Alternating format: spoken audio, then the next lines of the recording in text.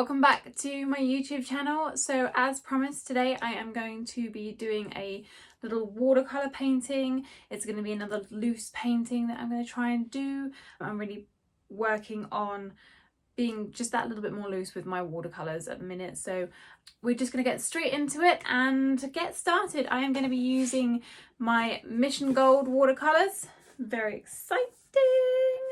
I actually did a whole video on these earlier and I really can't wait to get painting with them. So we're going to get straight into it and get cracking.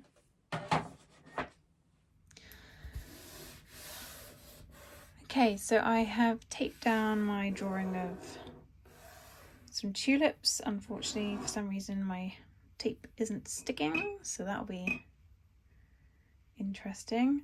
And we're going to start off by going in with a bit of just a wash of water.